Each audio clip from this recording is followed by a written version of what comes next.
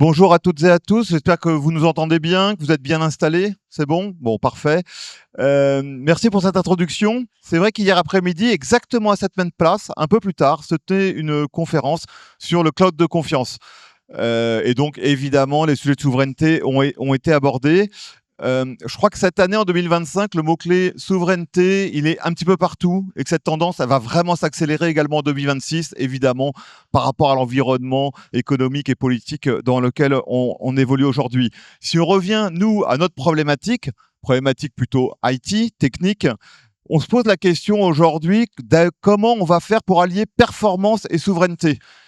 Parce que, évidemment, on va le voir, c'est quoi la tendance sur les hyperscalers versus du cloud souverain, mais je vous en dis pas plus pour le moment. On va se présenter rapidement, que vous sachiez à qui vous ayez affaire. Donc, on est de Softeam, ça vient d'être dit. On est une ESN, un acteur majeur, notamment des secteurs bancaires depuis plus de 35 ans. On fait à peu près 215 millions d'euros de chiffre d'affaires. C'est un peu plus de 1900 collaborateurs qui sont en mission et qui vont adresser un peu plus de 3000 missions par an. Donc, quelque chose d'assez important. Et puis, une présence franco-française sur à peu près 8 sites.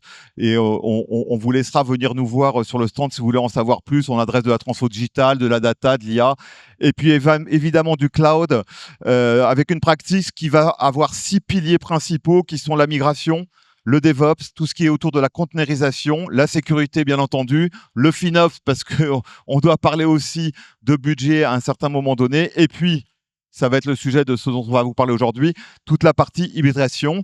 Je suis Damien Kindermans, directeur transfo marketing et communication, et je vais laisser Cyril se présenter. Je suis Cyril Parizeau, responsable technique de l'offre cloud. L'idée vraiment de cette présentation, c'est qu'on vous montre comment on peut faire pour de vrai des architectures hybrides aujourd'hui, pas demain. Il y a quelques mois, on discutait avec un de nos clients que je ne peux pas citer.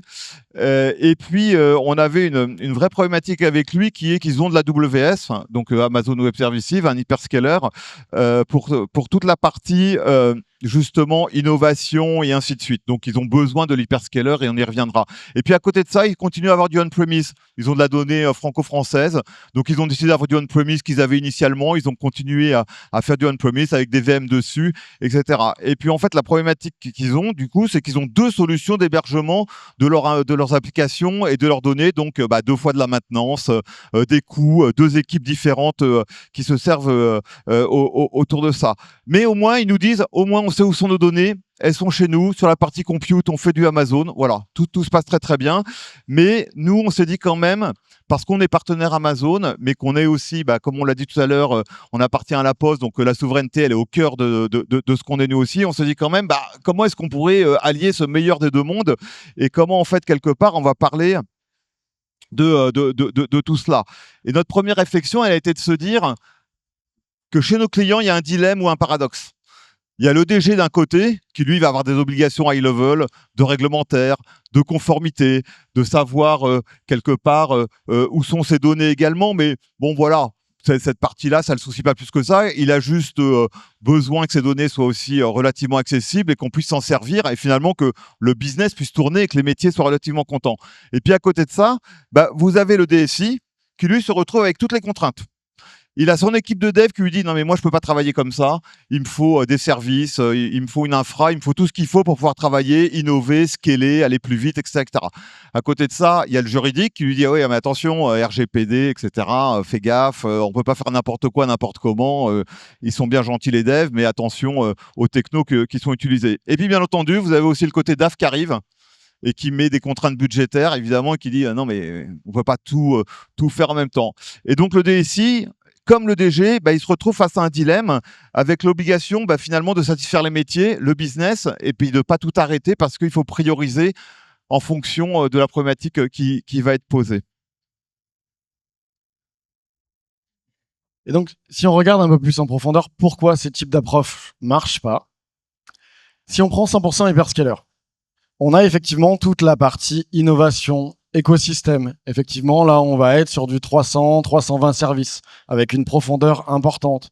On va être sur 500 types de VM. Effectivement, on va avoir beaucoup de choix. Mais, comme l'a dit Damien, on peut avoir des problèmes de conformité. On peut avoir, du coup, des auditeurs qui vont pas être assurés, notamment quand ils vont commencer à regarder la réglementation NIS2, tout ce qui va être Cloud Act, toute cette partie-là. Donc, les données sensibles sont pas considérées comme isolées. Maintenant, si on fait 100% cloud français, souverain, alors là, la partie auditeur sera super contente. La partie DAF, donc du coup directeur financier, un peu moins. Parce qu'effectivement, il y a beaucoup moins d'économies d'échelle, vu qu'il y a une plus petite échelle. Il y a aussi beaucoup moins de services. On va pas être sur du 300 services managés, on va être plus sur de 3 à 30. Et avec la profondeur, pas la même. Du coup, là, toute la partie de développement va pas forcément être satisfaite du besoin. Maintenant, si on se dit, OK, je vais prendre les deux. Comme notre client, les deux, ça va vouloir dire 2 équipes. Une qui va faire la partie cloud souveraine et une qui va faire la partie cloud américaine. Super. Ça va commencer à avoir 2 équipes qui vont avoir 2 stacks testing. Même s'ils prennent Kubernetes, qui va être l'orchestrateur de conteneurs le plus utilisé, le cycle de vie du cluster côté souverain et le cycle de vie du cluster côté hyperscaler va pas être le même. Il y en a un qui sera mis à jour plus souvent, il y en a un qui aura un dynamisme plus rapide. Au final, on va finir par créer 2 stacks. 2 stacks, une complexité qui augmente et une synergie qui diminue. Donc maintenant, pour éviter de rentrer dans ce paradoxe-là, l'objectif, c'est de changer de perspective. Exactement, Cyril. C'est-à-dire que pour changer de perspective, en fait, il faut partir d'un principe qui est, comme bien souvent, le besoin fonctionnel ou la problématique qui est posée. Et cette problématique qui est posée, en fait, elle tourne autour de la donnée. Et donc, la première chose qu'on vous encourage à faire, c'est d'abord de regarder de quelles données on parle. Quel est le niveau de sensibilité de ces données? Il y a des choses qui sont fondamentales et qui doivent strictement rester chez vous. Par exemple, des données de santé, des données ultra personnelles. Ça, c'est sur la partie, on va dire, relativement bien traitée aujourd'hui au sein du RGPD. Et on est tous soumis à cette réglementation, à cette directive. Donc, on est plutôt au fait de cela. Mais ce qu'il ne faut pas oublier, c'est que dans les données sensibles, il n'y a pas que ces données personnelles. Il y a aussi les plans de la prochaine voiture. Il y a les PRA. Il y a un ensemble de circulaires internes que vous ne voulez pas voir sortir, des process et ainsi de suite. Et donc, en fonction de la sensibilité de ces données, vous devez graduer et apporter une réponse graduée par rapport à cela.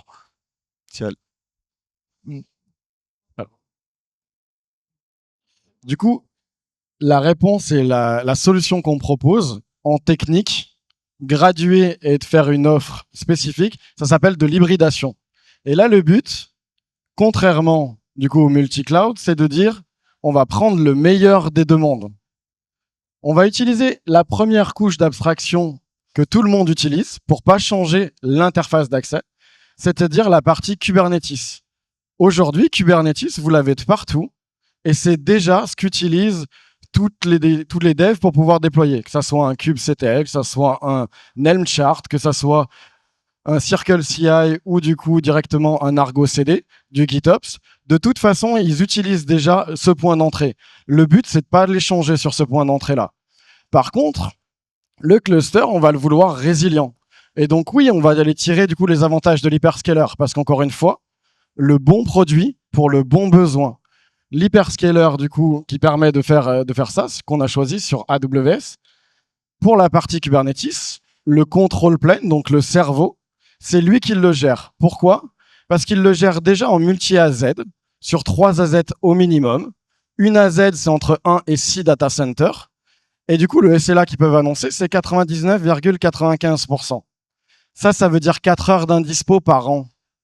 4 heures d'indispo par an pour pouvoir le faire on-prem ou vous qui l'hébergez, ça va demander beaucoup d'équipes.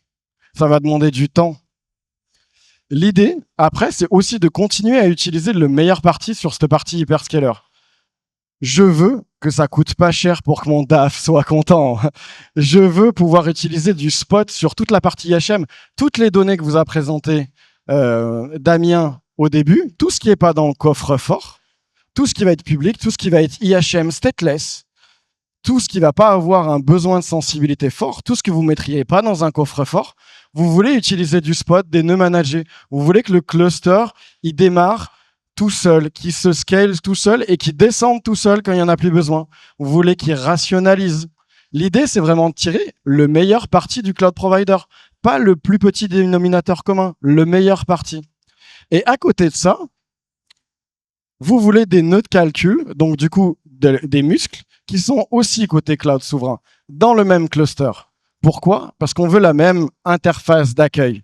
Vous utilisez toujours la même interface d'accueil, mais vous avez certaines données sensibles. Il n'y a pas que la donnée, il y a les applications. L'API de back-end qui va discuter avec les HSM, les gestionnaires de clés. Vous voulez que ça aussi, ça soit sécurisé. Ça, c'est dans un nœud souverain, dans un autre cloud. Sauf que d'un point de vue architecturel, c'est le même cluster. Sur ce cluster, ce qu'on va rajouter, du coup, c'est dire on veut qu'il soit gradué par rapport à la sensibilité. Pour ça, on va mettre en place des automatismes parce qu'on veut que ça soit. C'est une architecture compliquée, elle doit être simple à utiliser. Le développeur, quand il déploie sur du Kubernetes, il dit sa CPU, sa RAM. Il rajoute sa sensibilité. En rajoutant sa sensibilité avec une topologie constrainte, on va directement le placer là où ça va bien. On va pouvoir avoir des cas coffre-fort, tout sur le cloud souverain. Vous avez le cas du milieu, hybride. Mon API de back-end, elle est sur le cloud souverain. Mon API de front-end, qui est stateless, elle est sur le cloud public. Et la partie 100% publique sur des données pas sensibles, sur des données de cantine, sur ce que vous n'avez pas besoin du coup d'avoir de gros contrôles dessus. Full hybridation, full cloud public. Pourquoi? Parce que vous voulez tirer parti du meilleur prix des instances. OPA Gatekeeper, c'est pour pouvoir valider les déploiements avant qu'ils soient déployés. Pourquoi on fait ça? Pour les auditeurs. Là, on ne se met pas en conformité. On y est et on y reste. C'est-à-dire que si ça passe pas l'OPA Gatekeeper, c'est pas déployé. Donc, c'est aussi pour faciliter la vie de vos auditeurs, pour renforcer cette partie confiance. Et après, networking policy, voire même du coup d'autres actions qu'on peut rajouter ici pour sécuriser encore plus, pour éviter la remontée de log, pour éviter du coup de partage réseau, pour pouvoir dire ça, c'est vraiment mon coffre-fort. Juste son point d'accès, je veux que ça soit le même et qu'il soit facile. Donc c'est vraiment l'objectif et notre vision de l'hybridation. C'est une architecture qui va unifier les deux mondes, mais sans compromettre ni la flexibilité, ni la sensibilité. Sur le papier, ça a l'air très bien. Est-ce que ça marche? Ça marche. Et justement, d'un point de vue technique, quand on commence à monter ce type d'architecture-là en production, on regarde les SPOF, ce qu'on appelle les single point of failure, là où ça peut casser. Et qu'est-ce qu'on fait? On essaye de les mitiger. On a une démo sur le stand qu'on vous encourage à venir voir tout à l'heure après la conférence. On s'est permis de se poser nous-mêmes quelques questions suite aux interrogations qu'on a eues avec nos clients et notamment la partie DSI et RSSI. Une qui revient bien souvent parce qu'on parle de deux systèmes qui sont interconnectés. Qu'est-ce qui se passe si la connexion entre AWS et le cloud souverain qu'on a choisi tombe? Exactement. Sur cette partie-là, il faut bien voir qu'on fait la même chose qu'on fait à la maison. Quand on a besoin d'être sûr que ça soit stable, on le stocke à deux endroits. Et là, c'est la même chose. On va avoir un direct connect qui a déjà deux branches. Donc, une connexion directe entre l'hyperscaler et votre cloud. Souverain, pardon. C'est des clouds B2. Et en plus, on peut rajouter pour les gens qui vont vouloir être au-dessus d'un SLA de 99,9, un VPN qui pourra basculer en automatiquement avec un basculement automatique BGP. Pourquoi? Parce que les gens qui ont besoin de plus, on peut mettre plus. C'est juste qu'il faut avoir le besoin. On doit toujours remettre le besoin au centre parce que rajouter une couche en plus, c'est rajouter de l'argent en plus, c'est rajouter du run en plus. Donc on le fait par rapport aux besoins. Mais oui, c'est complètement possible. Et dans le même ordre d'idée, on parle du fait que la console, le control plane, c'est EKS, c'est chez Amazon. Qu'est-ce qui se passe si AWS perd le control plane?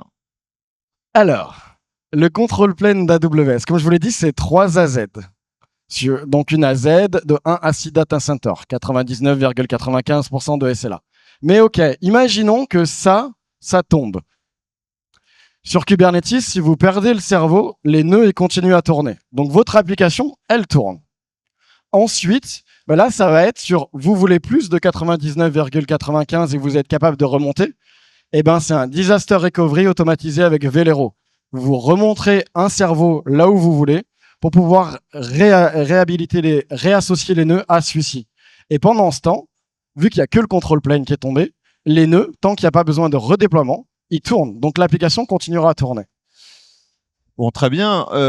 Je pense qu'on est nombreux à avoir orchestré et géré des migrations, des move to cloud, on-premise et compagnie. Il faut combien de temps pour mettre ça en place? Parce que là... Venez nous voir sur le stand parce que du coup, la démo, elle monte en 15 minutes. Mais une démo, ça reste une démo. Effectivement, pour une production, par rapport au niveau de sécurité que vous voulez mettre, par rapport au cloud souverain que vous voulez mettre, ou multiples clouds souverains, voire de l'on-premise, si vous voulez mettre de l'on-premise aussi, c'est complètement possible. Ça vous permet d'aller plus loin. Ça va prendre un peu plus de temps. Ce qu'on voit sur les quelques clients qui ont fait appel à nous pour ça, on est entre 4 à 5 mois pour avoir une production au standard de ce qu'on veut. Notamment quand on commence à vouloir la faire valider par l'ANSSI, par des autorités compétentes. Justement, bon, quand on a travaillé avec Amazon, notamment sur cette offre, avec AWS, on s'est rendu compte que c'était relativement novateur parce que personne ne l'avait fait jusqu'à présent. Qui a déjà fait ça alors? D'après Amazon, sur cette partie-là, il n'y a pas eu de précédent en France, à part nous. Du coup, on vous remet tout le récap pour que vous puissiez l'avoir, mais on a effectivement une architecture validée en production. Malheureusement, vu la sensibilité des données, c'est pas un client qui a voulu être référence publique. C'est pour ça qu'on travaille sur un retour d'expérience, notamment, on vous a parlé des SPOF et on vous a fait que quelques questions qui étaient assez génériques. On a été beaucoup plus loin, notamment pour la mise en place, et on en a fait un white paper qui est en train d'être relu, notamment par nos équipes et par certaines autres équipes de partenaires, pour pouvoir du coup continuer à l'agrémenter. On planifie de le sortir du coup à la fin du mois pour pouvoir partager ce retour d'expérience là. Tu nous parles un peu des bénéfices stratégiques du coup? Donc, l'idée, c'est d'avoir une différenciation technologique en se positionnant en tant que précurseur. Aujourd'hui, et vous l'avez vu dans tous les stands, de la souveraineté, il y en a de partout. Par contre, la mise en place, on en parle beaucoup moins. L'idée, c'est vraiment de dire, je veux être un précurseur et je veux le faire. Je veux pas juste le penser.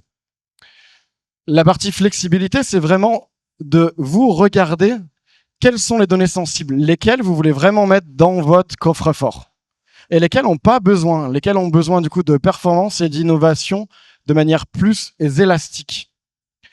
Toute la partie innovation est préservée. Vous pouvez toujours du coup lancer des lambda. Vous pourrez toujours utiliser les 320 services de l'hyperscaler, tout en bénéficiant de garder la sensibilité de vos données sur les applications qui le méritent.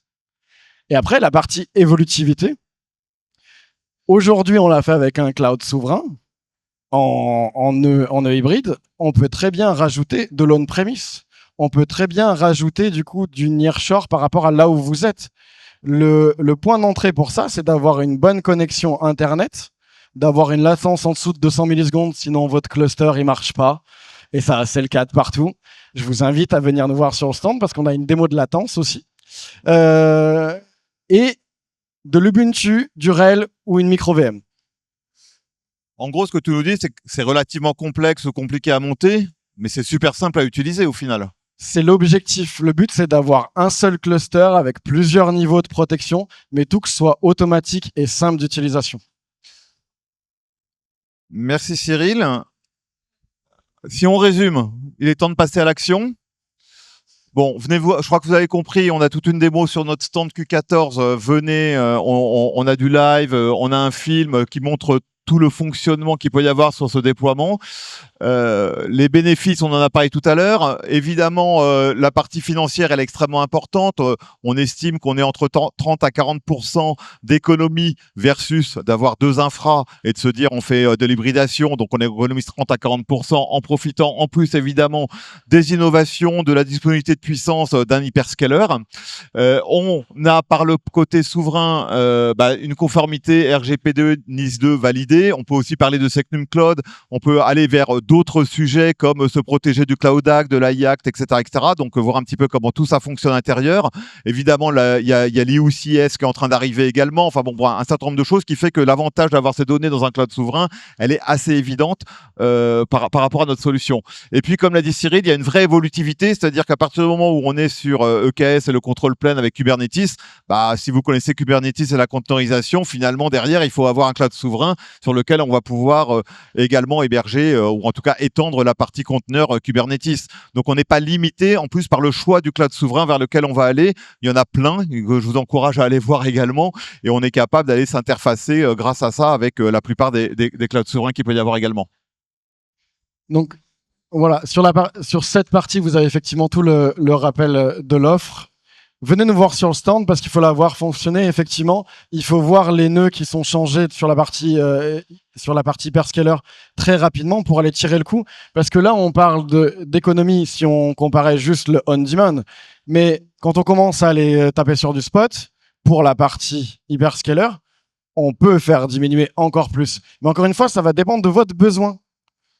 Faut choisir par rapport aux besoins de vos applications. Toutes vos applications n'ont pas le même besoin. Et l'idée, c'est de prendre le meilleur des deux mondes, pas le pire de chacun. Merci beaucoup à vous deux. Je pense qu'on peut vous applaudir. Merci. Merci encore. Super. Merci.